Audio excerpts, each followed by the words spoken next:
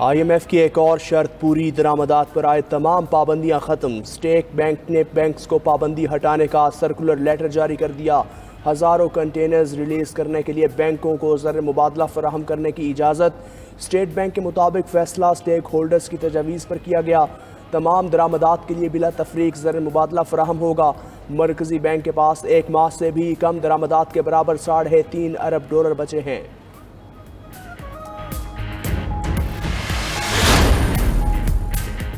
دعا کریں IMF سے مذاکرات کامیاب ہو جائیں۔ دونوں طرف سے ٹیمز مذاکرات کر رہی ہیں۔ وزیراعظم شہباز شریف کی لندن میں ایون فیلڈ کے باہر میڈیا سے گفتگو۔ وزیراعظم شہباز شریف کی قائد مسلم لیگ نون نواز شریف سے 2.5 گھنٹے طویل ملاقات، ملکی سیاسی صورتحال پر بات چیت۔ ملاقات میں نواز شریف کی پاکستان واپسی بھی زیر بحث رہی۔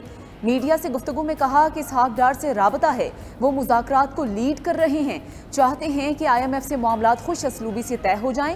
مالیاتی اداروں اور فرانس کے صدر سے ملاقات اچھی رہی۔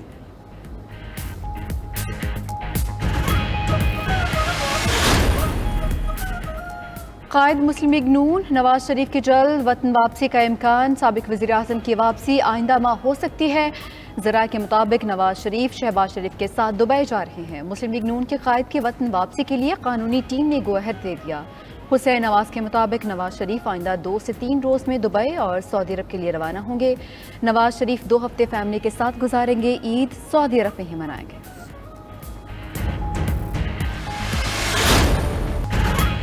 مسلم لیگ نون اور پیپلز پارٹی میں سیاسی رومانس بڑھنے لگا۔ بلاول بھٹو نے مسلم لیگ نون کو سیاسی یار قرار دے دیا۔ بولے، آصف علی زرداری یاروں کے یار ہیں، ہماری سیاسی یاری نون لیگ سے ہے۔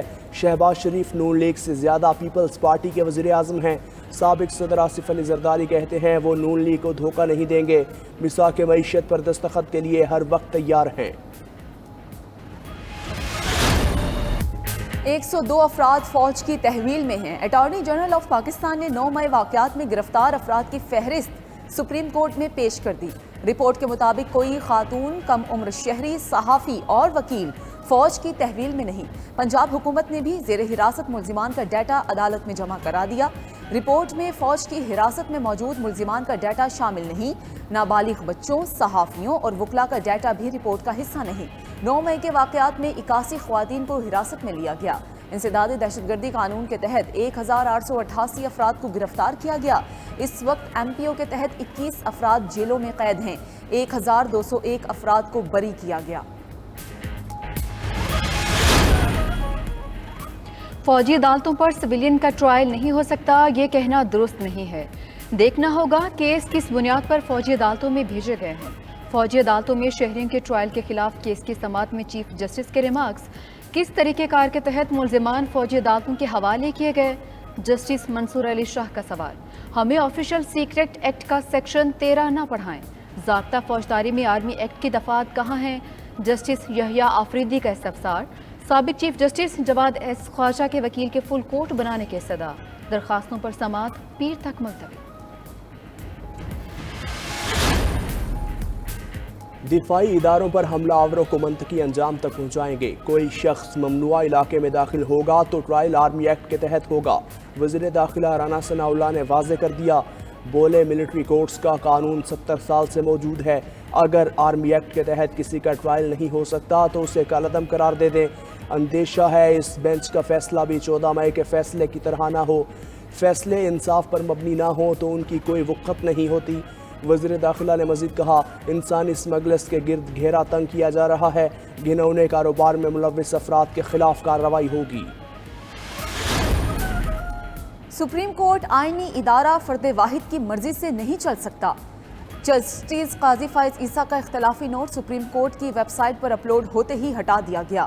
30 صفحات پر مشتمل نوٹ میں جسٹس قاضی فائز عیسیٰ نے 9 رکنی بینچ پر اعتراضات اٹھائے تھے۔ جسٹس فائز عیسیٰ نے اپنے ٹویٹ میں کہا تھا کہ نہ میں نے کبھی کسی چیف جسٹس سے گزارش کی ہے کہ مجھے کسی کام کے لیے کسی رجسٹری بھیجا جائے، نہ کبھی رجسٹرار آفس کو کسی نوعیت کا مقدمہ لگانے یا نہ لگانے کا کہا۔ ہمیشہ کوشش رہی کہ مقدمے کے ہر فریق کو ایک نظر دیکھوں۔ آج دن تک چیف جسٹس نے میرے موقف کی تردید نہیں کی بلکہ جواب دینا بھی گوارا نہیں کیا۔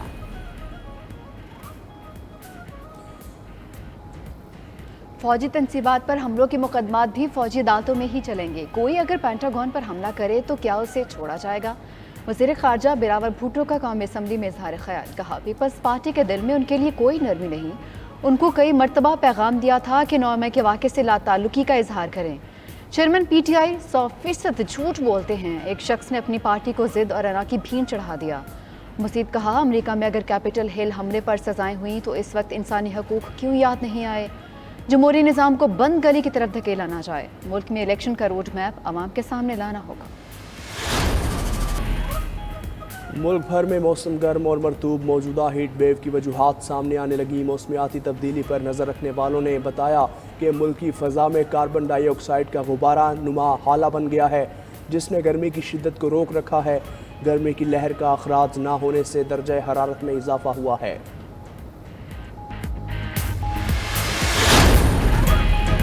शदीद गर्मी में बिजली की तलब भी बढ़ गई। बिजली का शॉर्टफॉल 6,765 मेगावाट तक पहुंच गया। बिजली की तलब 27,000 मेगावाट और पैदावार 20,235 मेगावाट है। शॉर्टफॉल बढ़ते ही लोड शेडिंग में भी इजाफा। मुल्क भर में 8 से 10 घंटे की लोड शेडिंग, शहरी अजियत में मुब्तला। गर्मी के सताए शहरियों के लिए अच्छी खबर है। 25 से 30 जून तक मुल्क के बालाई और वस्ती इलाकों में प्री मानसून बारिशों की पेशगोई। इस्लामाबाद, रावलपिंडी, लाहौर और पेशावर के नशीबी इलाकों में अर्बन फ्लडिंग का खदशा है। मरी, गिलियात, कश्मीर और गिलगित बल्तिस्तान के पहाड़ी मकामात पर लैंड स्लाइडिंग भी हो सकती है। 27 जून को डीजे खान और शिमाल मशरक़ी बलूचिस्तान के पहाड़ी इलाकों में सैलाबी सूरत हाल का खतरा है। लाहौर हाई कोर्ट में परवेज़ इलाही को जेल में सहूलियात ना देने का केस। परवेज़ इलाही की अहलिया की दरख्वास्त पर महकमा दाखिला और दीगर फरीक़ैन से जवाब तलब। अदालत ने सुपरिटेंडेंट कैंप जेल को ज़ाती हैसियत में तलब कर लिया। हाई कोर्ट ने रिमार्क्स दिए कि बताया जाए अदालत में बयान देने के बावजूद सहूलियात क्यों नहीं दी गई। परवेज़ इलाही के वकील ने ऑफिसर्स के खिलाफ तौहीन अदालत की कार्रवाई की इस्तदा कर दी।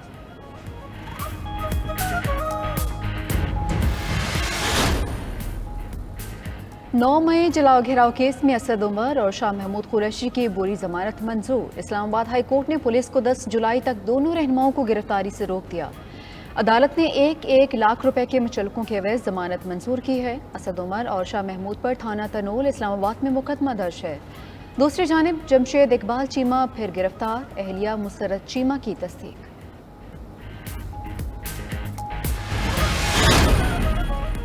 मुल्क में महंगाई बेलगाम। एक हफ्ते में शरह 0.33% बढ़ गई। सालाना बुनियादों पर महंगाई की शरह 34.05% तक जा पहुंची। इदारा शुमारियात ने हफ्तावार रिपोर्ट जारी कर दी है। 20 अशिया महंगी और 12 की कीमतों में कमी। हालिया हफ्ते में आटा, चावल, चीनी, दाल, माश और मुर्गी महंगी। गोश्त, दूध, दही, अंडों के निर्ख बढ़े।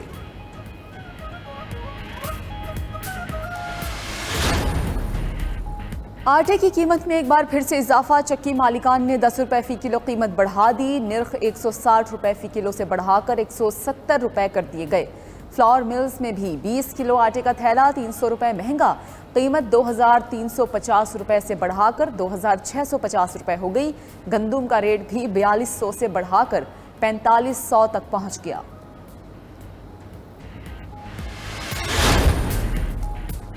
कराची के इलेक्शन में इलेक्शन कमीशन ने इंसाफ नहीं किया है। तमाम तर बदमाशियों के बावजूद पीपल्स पार्टी हार गई।